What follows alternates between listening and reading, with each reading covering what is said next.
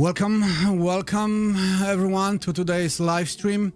My name is Andy Choiński and I am based in tri-state area, which if somebody is outside of US, that's New York, New Jersey and Connecticut. But actually today I'm streaming live from New Jersey. But in few seconds, we'll be connecting with Europe, specifically with Hungary, a country led by Viktor Orban, whom globalists don't like. But we're going to talk about Orban later with our guest. He thinks differently, and we will share with you really fantastic information about him. But before we start, I have to give you a quick reminder. We are on a censorship platform, YouTube. Remember, from 2020 to 2022, that was very, there were like really immense time, global upheaval marked by strict mandates, restrictions. They took away our freedom. And of course, we had widespread controversy over politics that affected millions of people around the world, including soldiers. Soldiers were forced to take, now you know what, this thing. They were forced to make difficult choices about their careers. But because we're on YouTube, which is heavily censored, we have to use like a code language. Like, for example, we cannot use straight word, the most dangerous disease in the world. We will call it CV-19. We cannot use the word for this. We're going to use like rag over the face and, others. Because if we don't do that, we can, this channel can be closed even, or content will be removed. So we have to pretend that we're good guys, but of course we are fighting against globalism on every corner. So pandemic was very strong, and 2 years was terrible for everybody. And so we cannot give YouTube satisfaction to hunt us down. But today we have a unique opportunity to talk about situation that affected many people around the world, including soldiers. Our guest today is Zoltán Pálóczi, a former captain in Hungarian army who is fighting for basically rehabilitation and compensation for himself and other soldiers who were discouraged from the military due to refusing that experimental CV-19 jab. So not to prolong, how are you, Zoltán? Greetings. I'm fine. Thank you for joining us and sharing your story. I spoke with you earlier before that program, and your story is very, very interesting. So maybe let's start at the beginning. Could you tell us about yourself and circumstances that led you to decide to refuse that jab? How did the Hungarian system introduce those restrictions, and how did it affected you and other soldiers? What was like to serve at that time in Hungarian army under the that government emergency measures? You had the same thing like in other countries, those government emergency measures, which were supposed to be temporary, but they were so long. So I spent 17 years in the Hungarian army.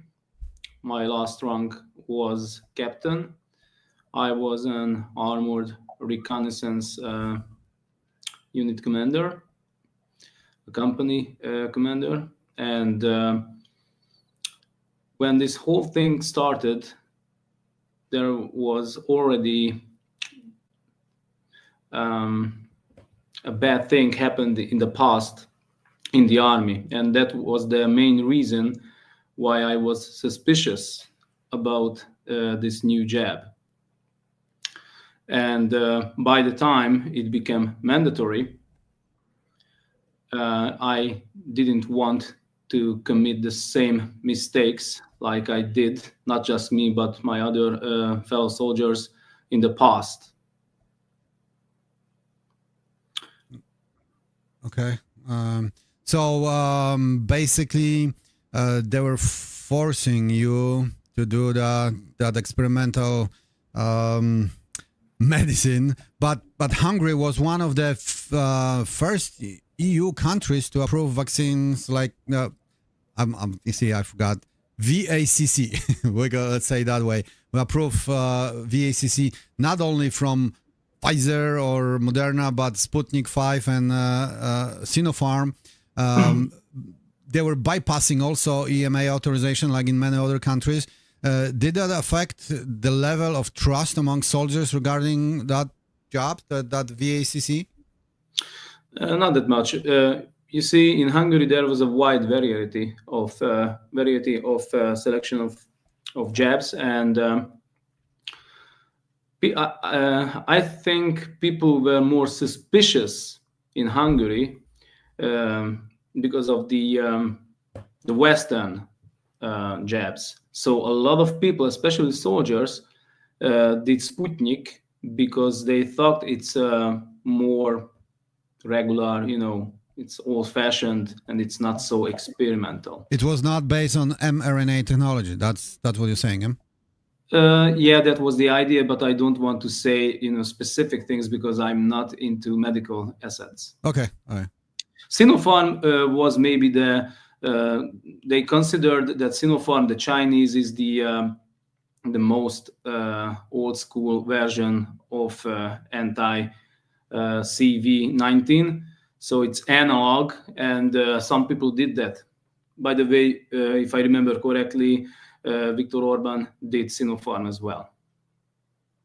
I see the people from around the world, and mostly from Poland. We're saying hello, but also we have some viewers from Germany. Hello from Germany, Ranger.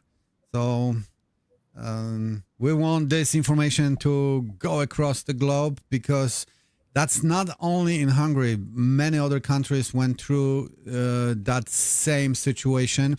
And tell me maybe when you and other soldiers refused to comply, what happened next? How did the your Hungarian military responded?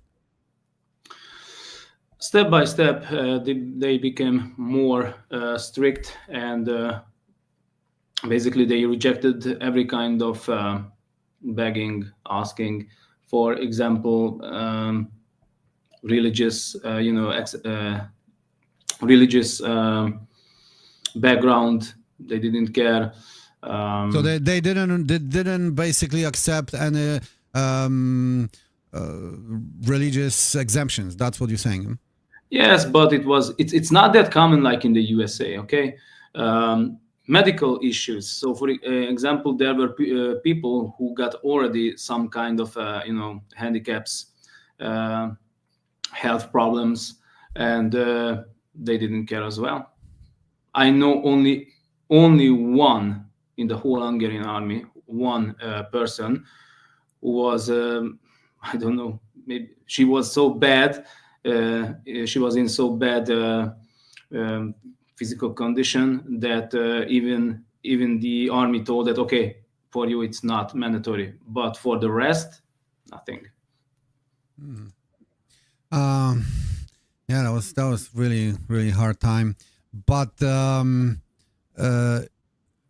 at that time, you and others, did you decide to give up your rights, or you definitely not? But did you start? When did you start to fight for your rights? Could you tell us about the legal actions you took in this case, and what was the results, if any? First, I have to start when I started to complaining about the jab. it was still in the army. So at that time, no legal actions made.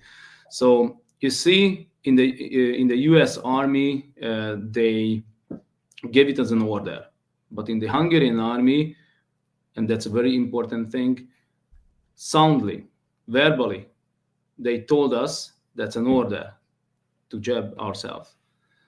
But on paper, officially, it was not an order. It was some kind of a briefing.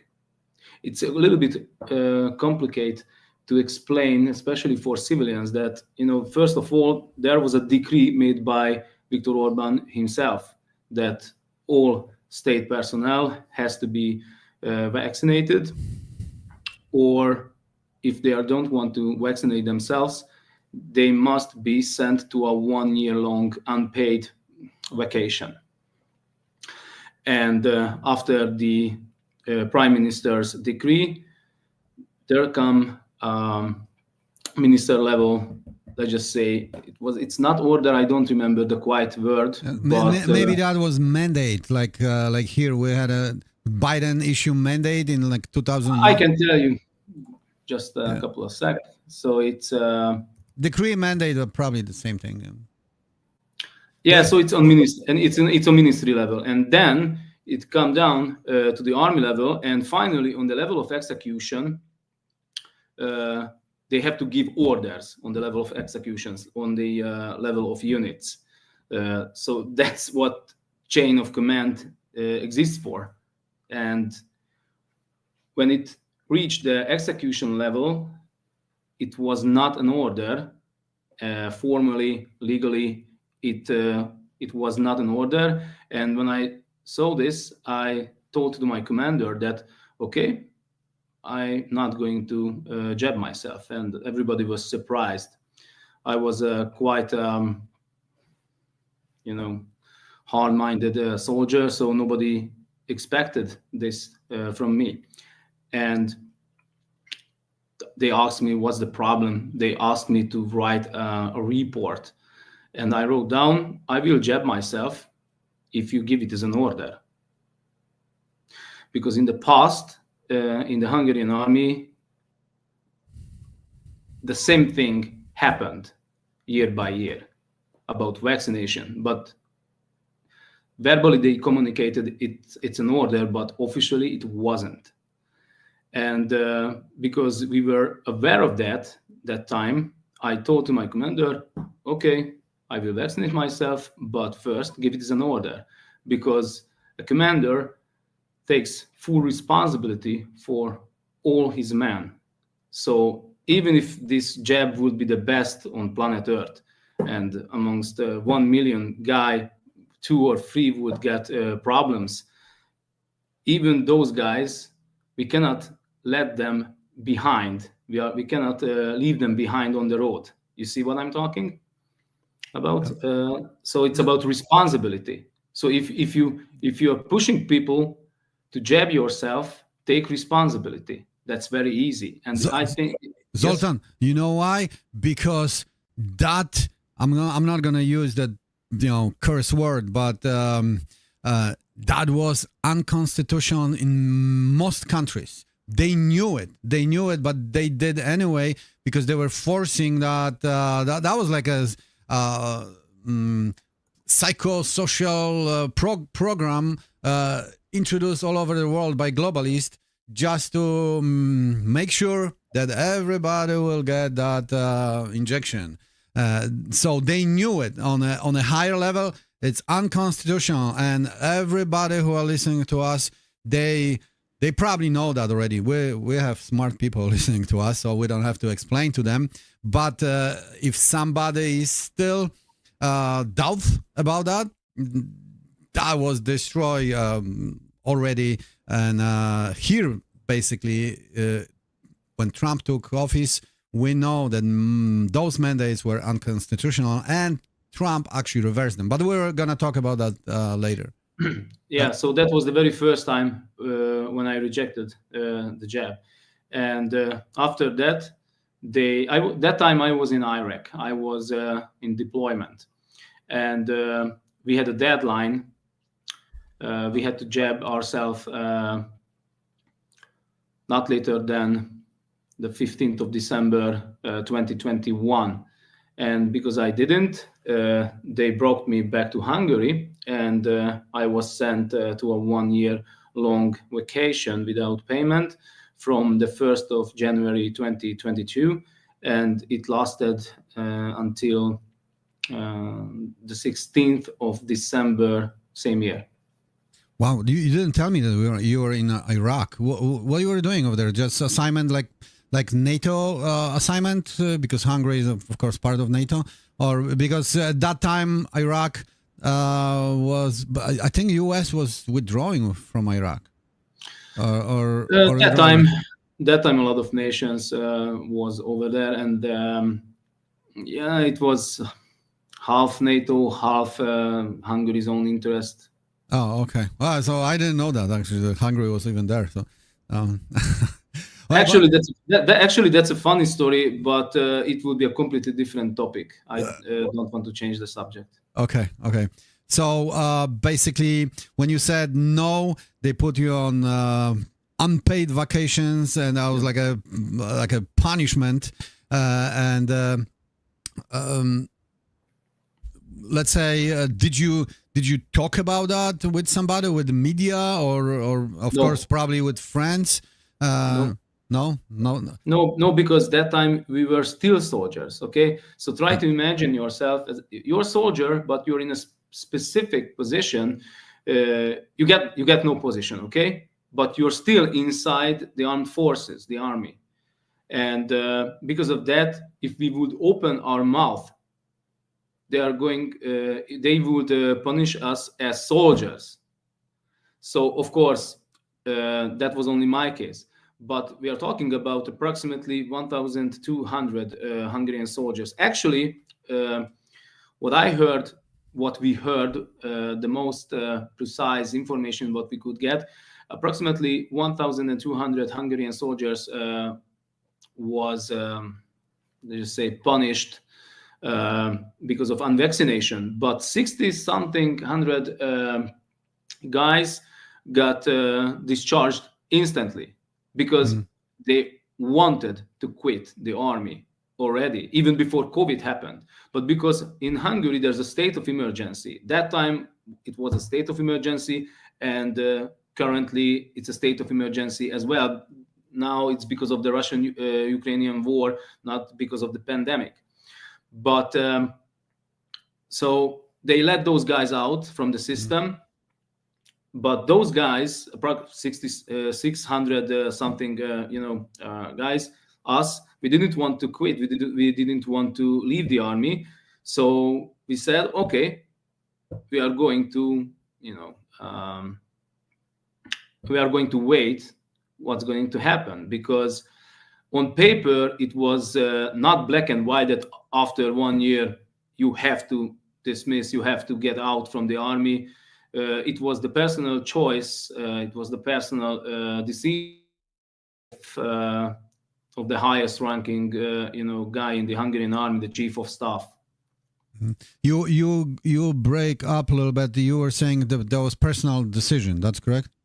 Yeah, that was the personal decision of the Hungarian chief of staff, that time chief of staff. Now the guys, basically the guy was kicked out from the army just 1 month later, our department.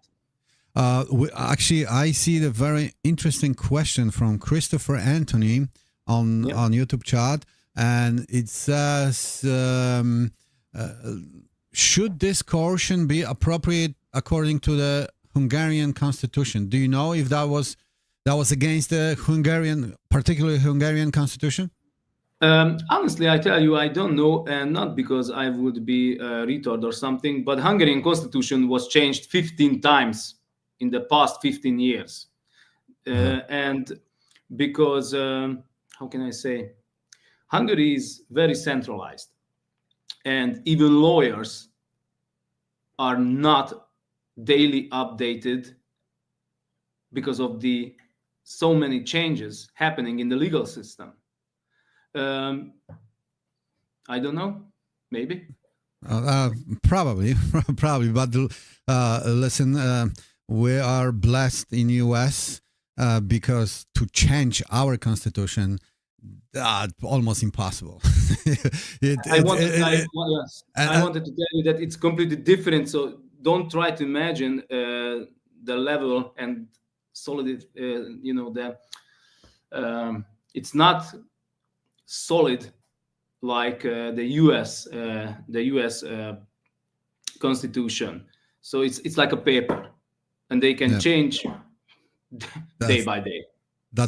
Actually, that's good that I'm talking with you, because I really didn't know many facts about Hungary. Hungary, from U.S. perspective, looks like a small country, but really robust because of Orban. And it's very maybe controversial for globalists, because Orban is doing many things which European tyrants are not doing. But perfect. Maybe that's the good input for our viewers also to know more about Hungary. But when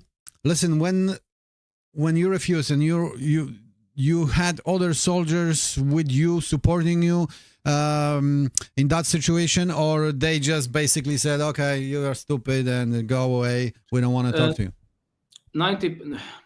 99% of the Hungarian army got vaccinated, and sadly, the communication channels were cut off, and so we become persona non grata.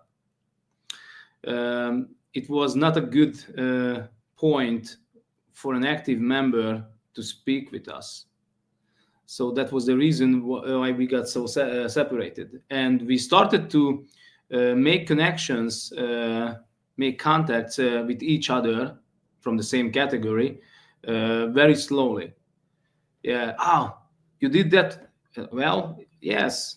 Oh, you didn't take the jab? No, I didn't. Just like you. Okay. And from this very humble beginning, we started to gathering. And I remember there was a Facebook group, and it was the gathering place of unvaccinated, not just soldiers, but policemen, firefighters, etc. And of course, everybody complained.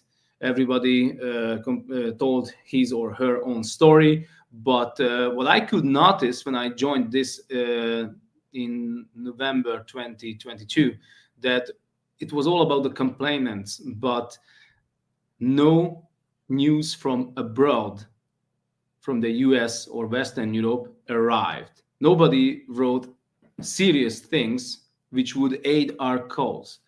And soon we discovered that probably that Facebook group was created intentionally by some kind of state organization to monitor us. And that was the reason I started to send just links. So I didn't write nothing. I just copy paste links, and from mainstream, not just from alternative US media, but mainstream as well. And the operators didn't want those links appear in front of the other guy's eyes. So that was the reason I thought, okay, this is fake, and I will create a new group. Everybody who wants to do something, not just talking and complaining, join me. And we started to collect these people, and approximately 200 Hungarian ex-soldiers, unvaccinated ex-soldiers, are in the group right now. Okay, well, but let's go beyond. Let's go away from army. How you can describe what was happening in general population in Hungary at that time? Did they were fighting against those mandates or decrees, like not only in army, but let's say in hospitals and schools and because in US we're fighting. Depends on the state where you're living. Florida, Texas, North Dakota didn't have any mandate. So basically, most of the people just agree with the nonsensical mandates who were basically imposed on them. Yes, 99%. I don't remember any kind of demonstration or something like this. Nothing. Everybody followed orders. In this way, Hungarians, Prime Minister Viktor Orban used to say that Hungarians are very disciplined, but that's not black and white. So I think more than half of the Hungarians were already suspicious. We are an ex-Eastern Bloc country, where is absolutely natural to be suspicious, not just because of your enemies, but because of your own government. That's correct. I'm originally I was born in Poland, so I remember communism, and you were born after, I think, communism. I was born in 1983. I'm 41 years old. Oh, so your parents still can talk about. so I remember something. So we are, natural-born fighters against the government propaganda, government pressure. So I'm actually, surprised that the Hungarian people didn't fight so hard. Because Hungarians are not like Polish. Okay, probably you would fight, but Hungarians after 1956 got used to these sneaky side solutions. Okay, I tell you just one thing. I cannot prove it, but officially in Hungary, 9.4 million people lives, and approximately 6.8 was jabbed, which means more than 2/3 of the country was vaccinated. But I wouldn't be so surprised if, because of some research, they would say at least 1 million Hungarians did it only on paper. Listen, you see, sneaky solution. Polish-Hungarian friendship is so old. We're like brothers, really. Polish people and Hungarian people are brothers. Like we're fighting against what's the Ottoman Emporium? Yes, Ottoman Turkish Empire. Yeah, so we're actually friends right now. Polish conservatives are basically liking what's going on in Hungary, but we're going out of subjects. I would like to talk to you about many other subjects regarding Hungary, but let's stay focused on that on those jobs and what was happening. So let's say they let you go. They didn't pay you for 1 year. That's correct? Yes. And yes. Did Hungarian government somehow reacted? Did they acknowledge your situation in any way? No. No, nothing. They didn't help you at all. So let's say you had to leave. You had to buy food. You have to freaking pay for rent, or your living expenses are piling if you're not working. So what happened? They left you alone? Personally, I was very lucky because you see, I just got back from Iraq, so I got money. I got money that even without work, I could last for a year. Okay, it was not that easy, but I could manage it. But I'm just one man. But there were people with families, kids, children. They couldn't do that. And again, it was, I think, in the background, the intent was clear, but the execution was chaotic. So in the very first month, or the very first 2 months, they rejected every, every ask for secondary citizen job. So they didn't give the permission. There was one guy, one commander, who was such an idiot that he even wrote on the rejection paper, I'm not going to allow him to work in secondary citizen job because he's unvaccinated. So basically the guy did a proof against himself. But most of the time, they didn't write any kind of explanations. They just reject, and that's it. Then some people wanted to quit the army. They wanted to discharge. Some of them didn't even receive any kind of answer, officially or unofficially. And after the Russian-Ukrainian conflict escalated to a war, suddenly, this whole CV-19 thing disappeared. It was suddenly not so important. And next month, in March, they erased almost everywhere any kind of, obligations, restrictions, except for the soldiers and the medical personnel. Summer, medical personnel was freed from this mandatoriness as well, except the soldiers. For us, it went through the whole year. And, state of emergency because of pandemic, the legal background, that decree which gave birth this whole situation.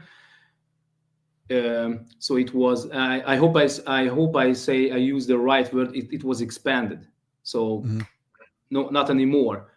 On the 18th, on the 18th of December 2022, we got kicked out from the army one day before the deadline. Because if they would wait for one more day, because the legal background is disappearing, they couldn't get us out from the army. They couldn't expel you. Yeah. Funny thing, we got our discharging orders officially in paper by letters 1 month later. So we got informed that we are no soldiers anymore 1 month after we got kicked out from the army.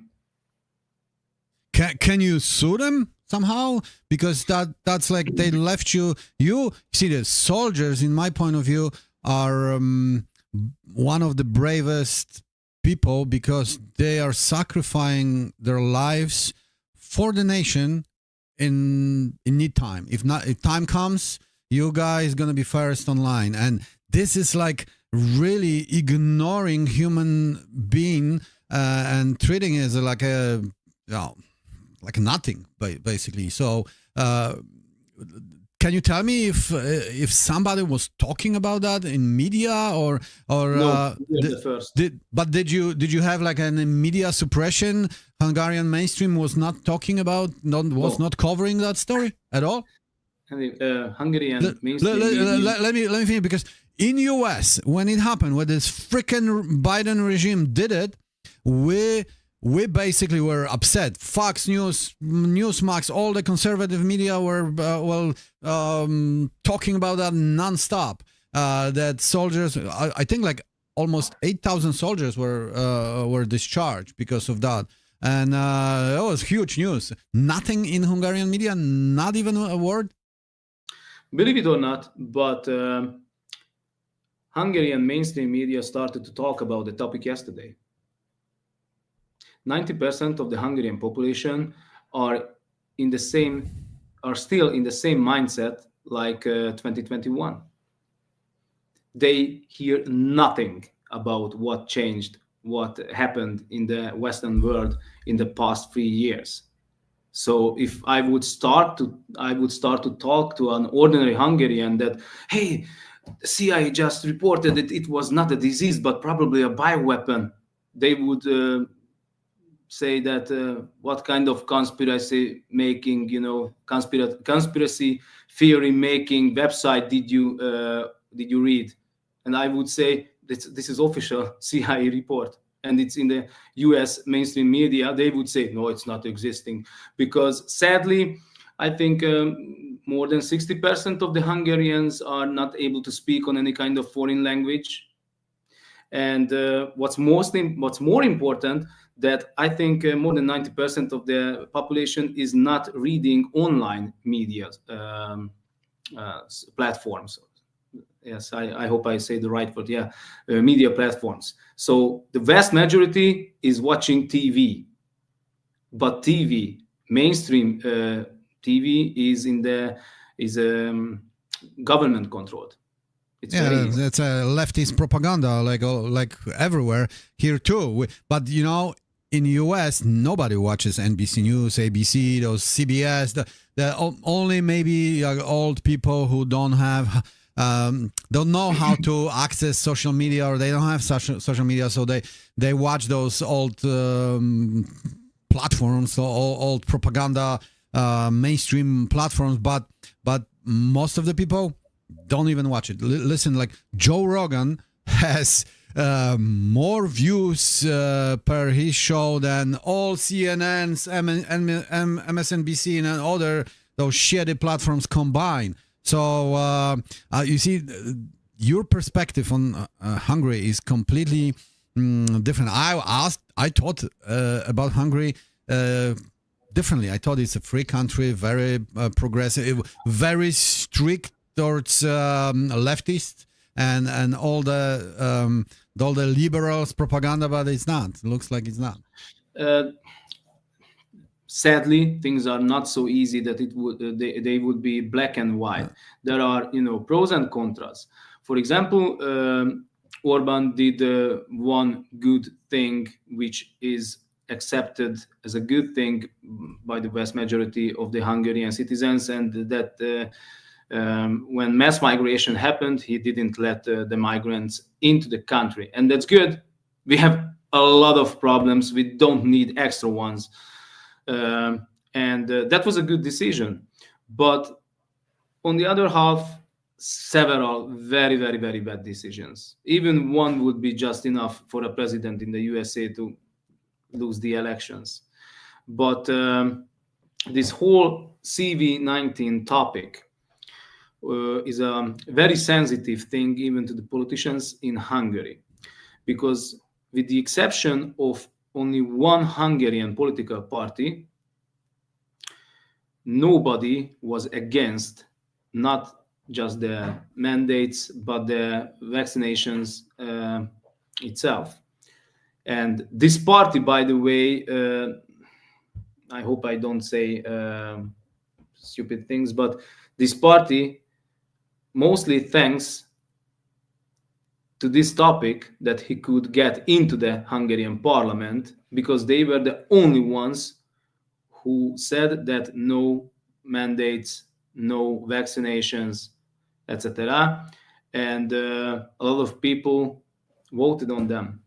They are like something like EFD, alternative. Oh, the new German party. Yeah, but it's the Hungarian version. Okay. But it's a very small. It's a very small party. So I think they are between 6 to 10%.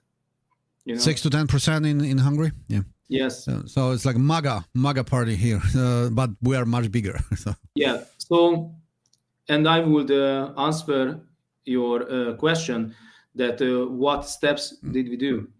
So after we got kicked out from the army, I made connection. So I got into contact with this political party for media support, and until this day, they are supporting us with media, with political deeds. And in the very same time, I went to the Helsinki attorney. I hope I say the correct term, attorney, yes. And we told what's our problem. And we wanted to bring the whole case in front of Strasbourg, the Strasbourg court. And we knew that it's not going to be that easy. And we started to think that attacking the vaccine itself is it's not going to work, because the resistance was so hard that especially that time, 22, that we figured out that, okay, we are not going to make a full-scale assault. In the army, we are using probing attacks, so reconnaissance by fire. So we will give a bait, and we will see what's the response. And we attacked not with the vaccination, but with the denying of secondary citizen jobs, job opportunities. You see, even if it, what do you mean, like you were out of the army and Yeah. they were doing what? The second job? Can you explain that? so we asked the Helsinki attorney, please represent us in front of the You are talking about the Helsinki Committee, which is organization which monitors human rights. Yes, they help a lot of people. They help, in every kind of aspects, like they are helping for minorities, etc. And we said that okay, now you can help us. And they really help you, or just was like they were. I have to posers? tell you that yes, they did.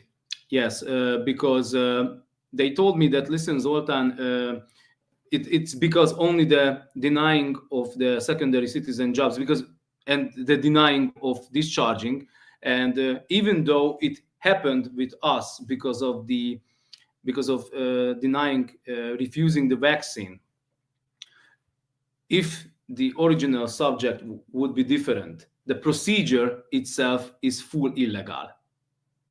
Okay. And these guys at the Helsinki committee, they told us that we are not on the same side about vaccination, but what they did to you, it's unexplainable.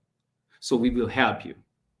And we did the necessary steps, but within months, the court in Strasbourg rejected the whole topic. So they didn't want to take the case. Of course, bureaucrats, European bureaucrats, American bureaucrats, or wherever bureaucrats are lazy and they don't want to seek the truth and they don't want to help people. So we have to destroy them or remove them like we're doing right now in US. And listen, the bureaucrats listening in Hungary right now, we are coming for you.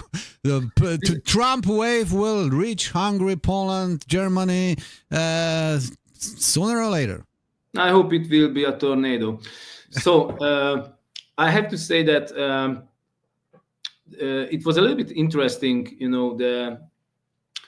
what happened at the Strasbourg court, because 90% of us got rejected because of obvious reasons. Basically, we didn't we didn't do every legal step in Hungary, because in order to get your cause in front of the Strasbourg court, you have to do everything. You have to do every level in the legal system of your country. And after the highest, national legal level rejects you, then you can go to Strasbourg. And we didn't do that, but some of us did. And those guys who did everything in Hungary and they went to the Strasbourg court, they were rejected as well, but with no explanation. So any other options you aim right now? After that, we start. Yes, almost every lawyer who we met didn't want to take the case. Just no. Mm-hmm. So you have no road ahead of you. You don't have any ideas how to proceed. We did, because we start. I'm not going to discuss every okay. Background work, but with a lot of work, we were able to enforce a letter from the Minister of Defense in Hungary, and in that letter, the guy actually accepted and admitted that it was not an order.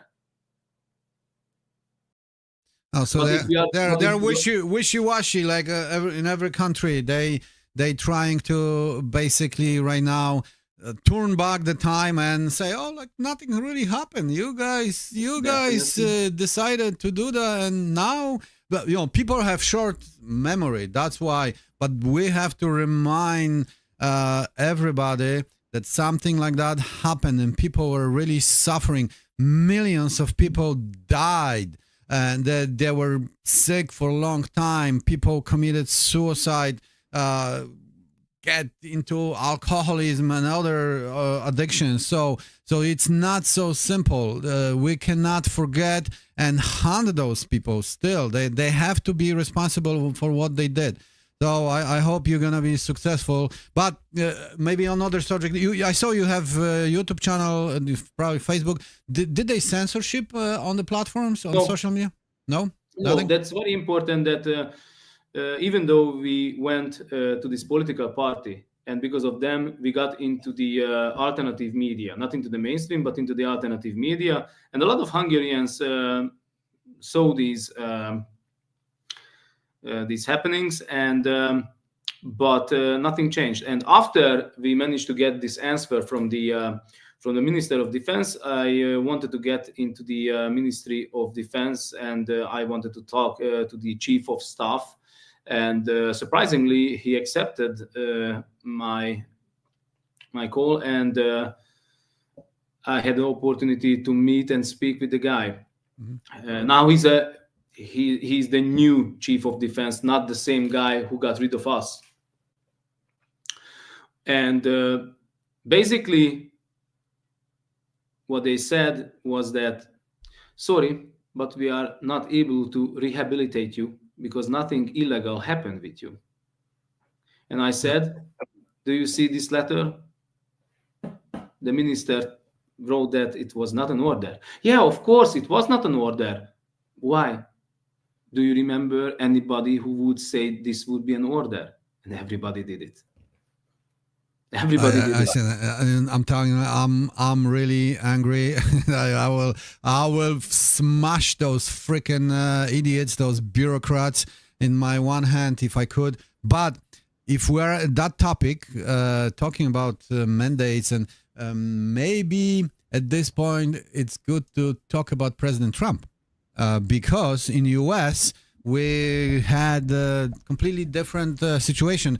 The Biden administration and former nasty idiot Secretary of Defense Lloyd Austin discharged, same thing like they did to you, over 8,000 troops from 21 to 23, due to, of course, the CV-19 VAX status, and they just discovered that suddenly recruitment was shortfall. Like there had no recruits coming. People didn't want to go there and get jobs. So, but in 2023, I believe so, that mandate was repealed, and only 40 soldiers returned to duty.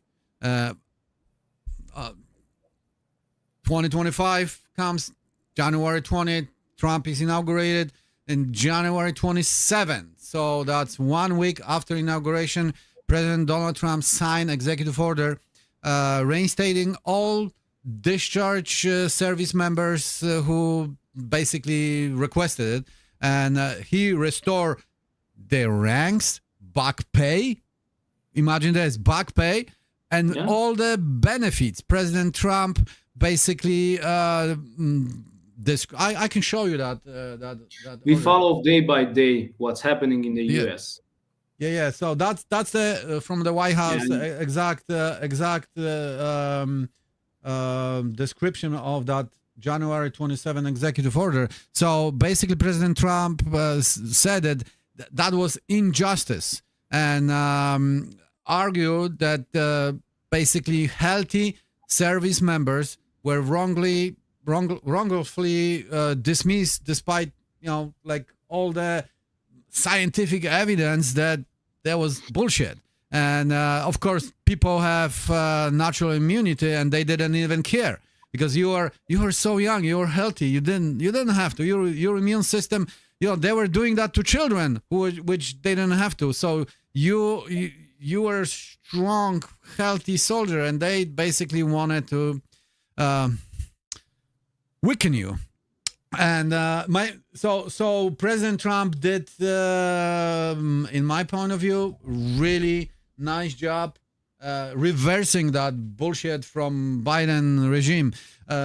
Question for you: do you think that how you can do it? Probably in other NATO alliance countries, similar thing happen. I don't know. Maybe France, Germany, Poland. Do they have to follow that example regarding soldiers and jobs for CV-19? What can be done? Let's say in your case in Hungary, that you can guys put pressure, maybe create some bigger organization that put pressure on those freaking bureaucrats to move their asses and help you. And basically, maybe there are some lawyers they can basically sue them and bring the justice on the surface. There's no legal option in Hungary. We did it, we tried it, it's not working. And it's not about the bureaucrats. In Hungary, a bureaucrat is a state slave. He got orders, and he's not thinking. He will do what guys from higher echelon will tell him or her. Only one man is making decisions in this country. And if we are not getting rehabilitated or compensated, it's because of his will. That's so simple. And like I said, Hungary is not the USA. Although in the Western countries, a lot of things turned completely 180 degrees. Now it's not, these guys are not so sure about themselves. But just some weeks ago, or one and a half month ago, the Hungarian media, Prime Minister Orban, they made a video about how successful was the whole mandate and how jabs, they were very effective. And it was like a triumph, okay? Mm-hmm. They did everything the best. And it was a glorious deed to save the Hungarian nation from this disease and etc., etc. So these guys are not going to change their minds. And they don't care about what's happening in other countries. Yeah, the CIA told this. Yeah, the German secret agency did a new report, but we don't care.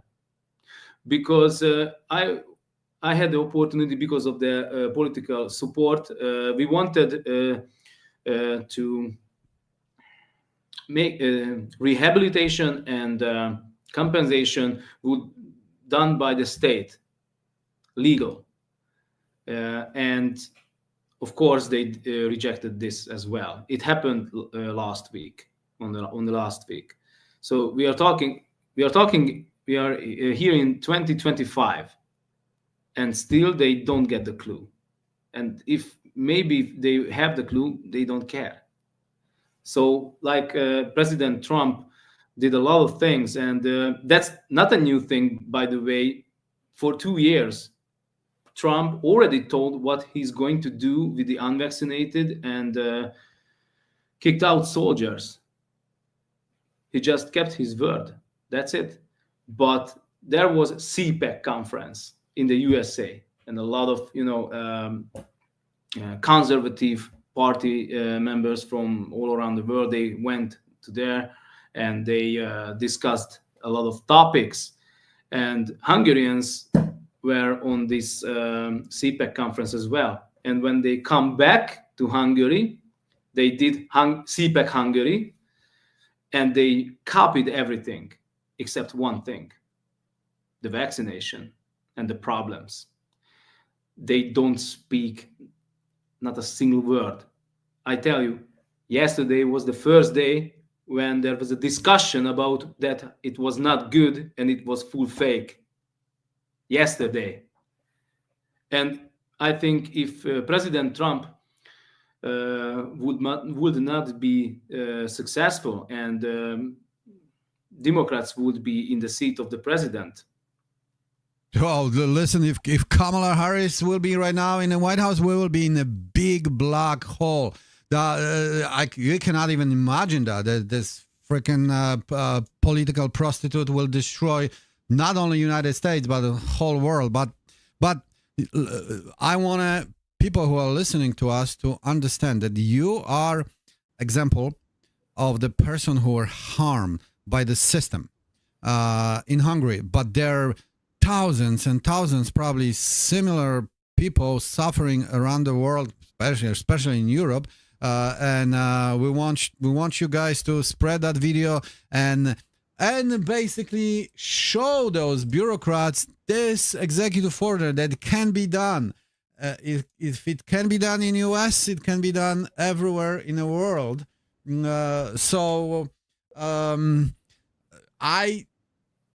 I watched our chat and there is an interesting entry. Marzena Tolarczyk. She said the European Union, will never do the same as US with their soldiers. We cannot come with the approach like that. Of course, if we put pressure, if you guys put pressure and talk about it and spread and make videos like that with other soldiers. I know that there are soldiers in Germany, in Poland who were harmed that way. You change your leaders and it can happen. You never say never. Never give up, like Trump always says. So never give up. But talking about changing the leaders, I want to talk with you about Orban, because I see Orban from different spotlight than you do, and you basically enlightened me a little bit yesterday and today, because people listen to media, and most of the conservative medias are presenting him as a somebody really taking care of their nation, of citizens, that he's a very conservative prime minister. And you tell me that during the pandemic, Hungary looked similar to the other countries, and yeah. Of course, government implemented strict lockdowns, draconian mandates, and the rugs on the mouth, and that affected Hungarian society big time.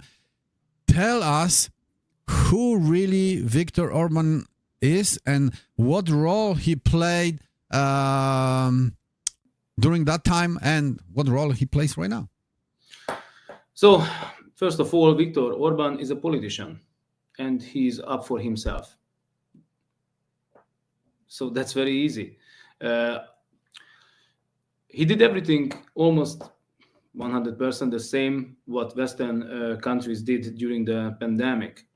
And tons of videos on YouTube or any kind of other platforms you can see that, for example, in the beginning of 2020, when the whole pandemic started, first he told that no, there's not going to be any kind of mandatory vaccinations in Hungary. Hungarians would not accept it because Hungarians are very proud, etc., etc. And step by step, it became more and more different. So you see, maybe you thought that people got short memory, and that's very true.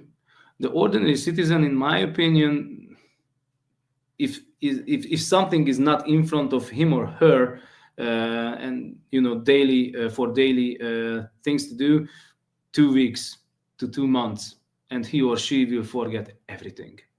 So in 2021, suddenly it became mandatory, and Viktor Orban started to tell in front of the cameras, into the radio,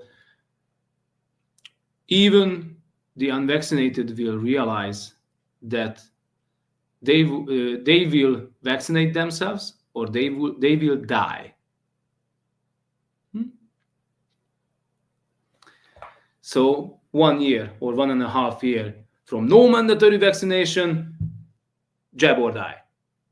And suddenly, with Comrade Putin, small secret operation, suddenly it disappeared. And all those people who jabbed themselves, they got, extra options. So they could go to the restaurant, they could go abroad, whatever. And after the Russian-Ukrainian war broke out, they could throw out to the trash can their special passport because of vaccinations. Nobody cared after that. And about our prime minister, he tells what people wants to hear. But even himself, he did an infamous quote or motto. I don't remember the right word, but he had a famous saying or quote that, "Don't listen to what I'm talking about, see what I'm doing." Okay? That was the same guy I'm talking about. So what he says is just one thing. See what he's doing. Most of the time, completely the opposite. So if he says that there's not going to be mandatory vaccinations, there will be. And he's always giving some time to the Westerners. Let others start the whole project. See what's happening. And after that, he will make a decision. And I think a lot of people, if you're talking about, national things, about conservative things, I have to say that he started his career as a liberal back in the end of the 80s. Did he belong to a communist party, or his family was the communist? Do you know? I don't know his family background, but if I remember correctly, his father was a big man in the communist era, and if I remember completely, maybe it's available on Wikipedia. But his father worked for the Communist Party propaganda section. I just want to. So you see, from our U.S. perspective, he looks like a Hungarian Trump, but according to you, it's not. It's completely opposite. It's a wolf in a sheep skin. Yeah, you see, his father, and it's on Wikipedia. In 1966, he joined the Hungarian Socialist Workers' Party, which is Communist Party. Oh, nice. The only party, and first. He was at KISS, that was a youth organization for communists, and later he did propagandist function. Wikipedia. After the system change, he became a guy, some kind of a businessman. He owns mines. Mm-hmm. And you see, his family is related to the previous regime. Sorry, not regime, but the previous system. And in the 80s, he got the opportunity to go abroad. I think, if I remember correctly, to the UK to study there. Do you know what kind of people got permission from the state to leave the iron fence or the iron curtain? Yeah, of course. And after that, in the 90s, he became more and more and more, moving to the right-wing direction. And I don't know if it's true or not, but do you remember the famous German Chancellor Helmut Kohl? Yeah, of course. If I remember correctly, there was a story or anecdote that Kohl told to the younger Orban that you should spread democracy more in Hungary because it's not that good, the situation. And Orban told, with that ideology, I'm not able to get votes in this country. And a lot of people throw, stones on Viktor Orban. I don't. He's just doing his job as an ordinary politician.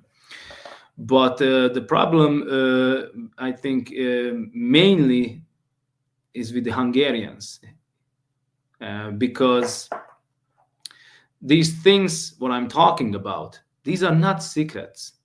They accepted the fact. So they accepted the whole scenario. And how can I say this? A lot of people, after the system change, they didn't care about what happened in the previous system. A lot of people wanted, retribution. Am I saying the right word? Punishment for the communists. Mm-hmm. Never happened. Of course, it didn't happen in Poland either. Yeah, but everybody accepted. Yeah. So everybody moved on, just like with the COVID. CV-19. Like if it was, it would never happen. It's just a bad dream. We have a question from the chat. Do you know about any connection to famous globalist, Hungarian famous globalist? Of course, we're talking about George Soros. If Orban has any connections to George Soros. If I remember correctly, his study in the 80s, he was aided by Soros. So Soros supported Orban. Then things changed. 180 degrees.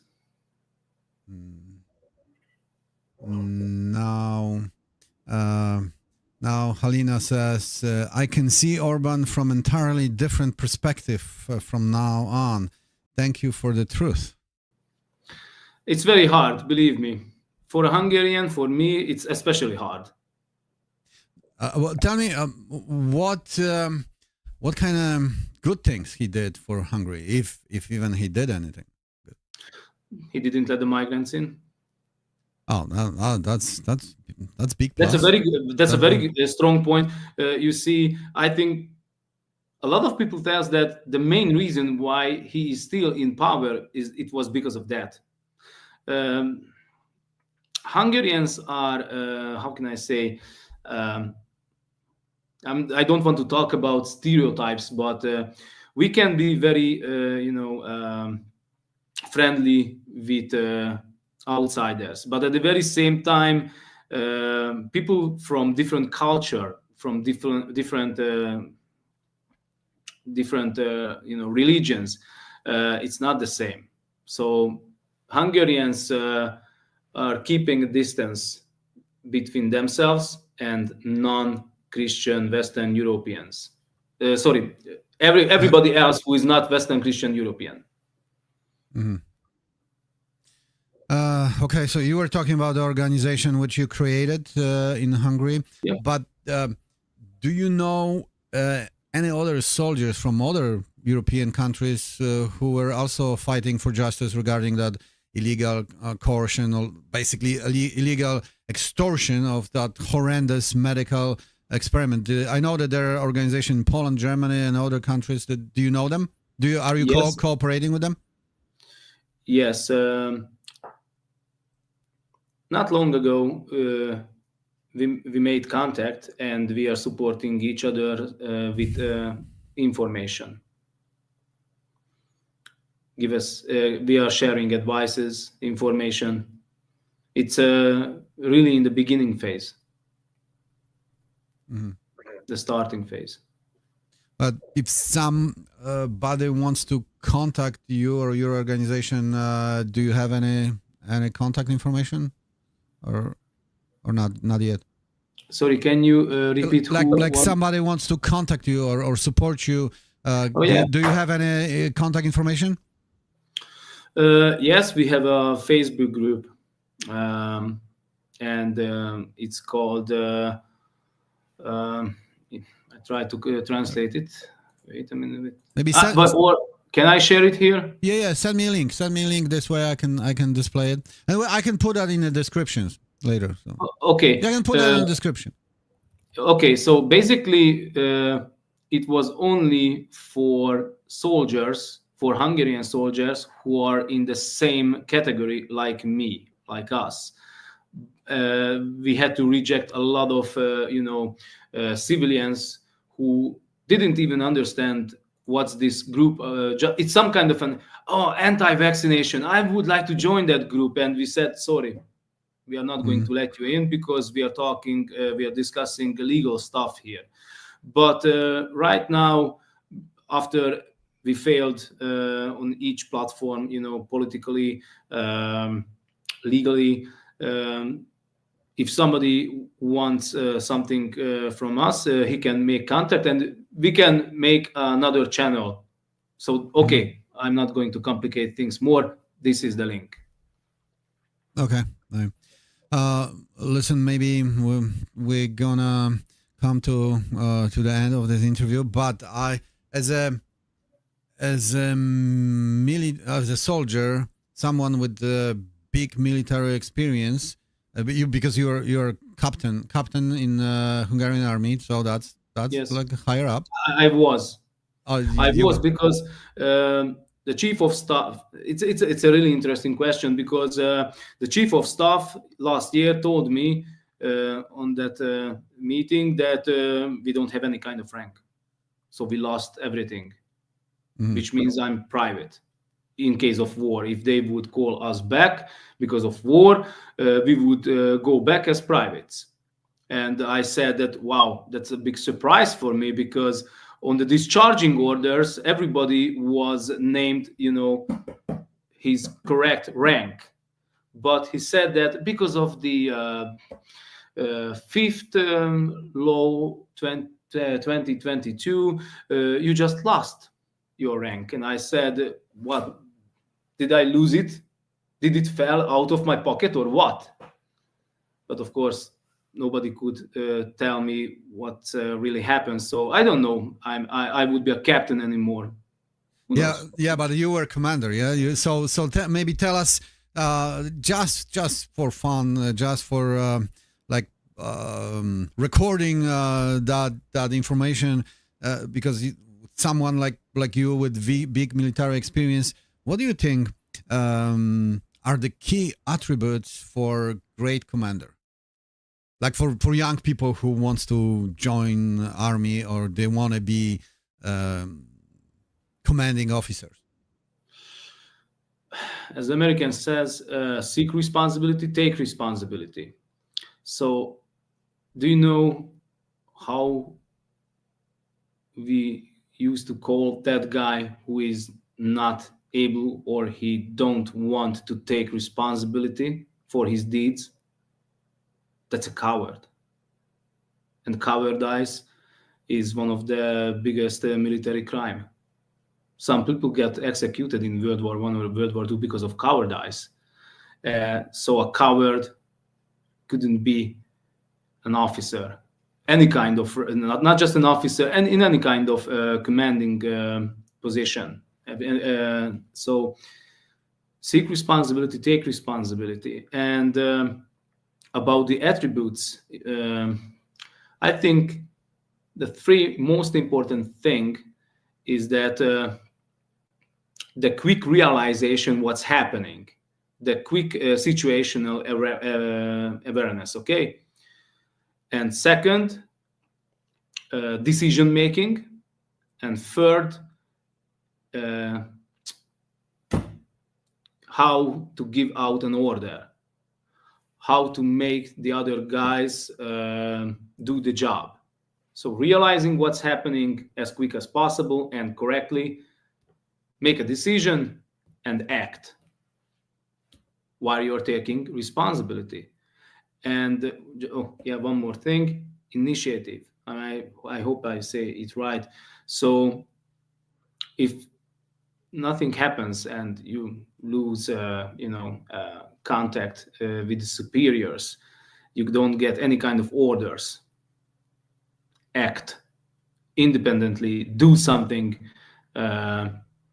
do not wait for orders, because most of the time they are coming later, much lately, and that's it. I think these are the most important attributes of commanding officer or NCO.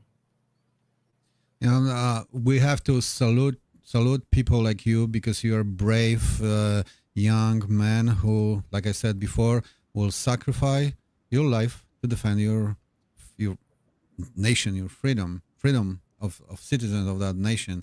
But Halina Troll wrote, "I thought the rank could have been lost only because of the crime committed." You didn't commit any crime. So yes, I would like to explain this. So that was one of the most painful things that the former chief of staff, who's actually is a civilian right now because he got kicked out from the army just 1 month later, are discharge. And this guy called us disobedient. Yes, disobedient. Yeah. Yes, so that we rejected, we didn't follow an order. So, if you don't follow an order, you're a criminal. It's military crime. It's like it's not like betraying, but it's one of the most serious military crime what a soldier can do, denying an order. And I had the opportunity to speak with this guy, and I told to him, "You called us deniers, order deniers." Sorry, I don't know the exact English term. And he said, "Yeah, because you are, and all your men." And I said, "The chief of staff admitted that it was not an order. The minister of defense admitted that it was not an order.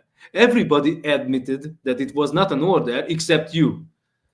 And of course, the guy didn't want to change his mind. And I said that if I would be, if I really deny an order, I have to put against or in front of court-martial.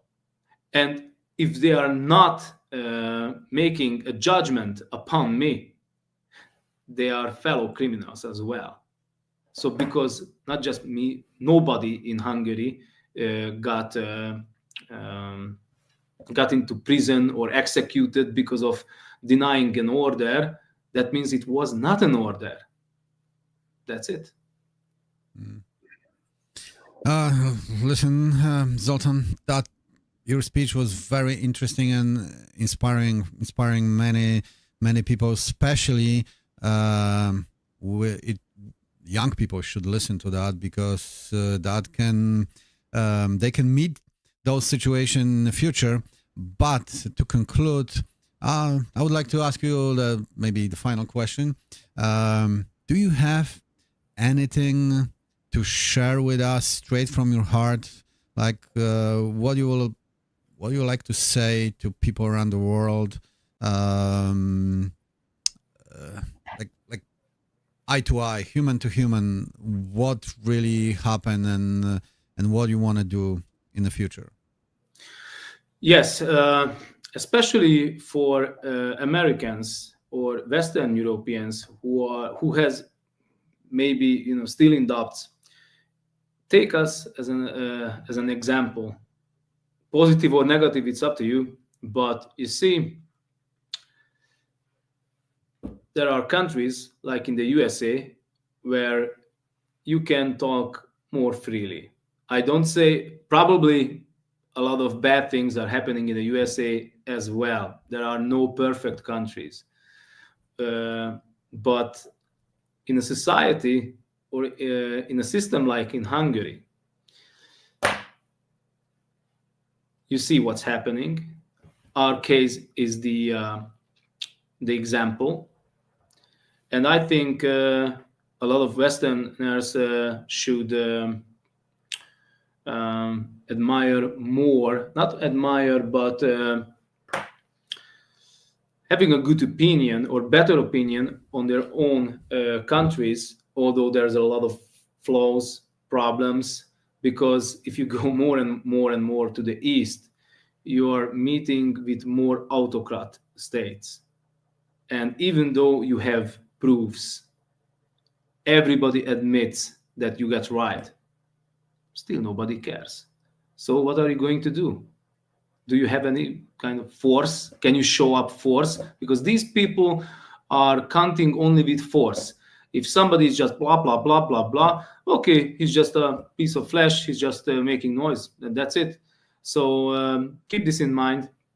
And if you have to deal a situation like this was some years ago, don't allow it to happen. I don't remember who was the guy who said this, that you're obeying because you want to make it end, but it's not going to be it's not going to end because you're obeying.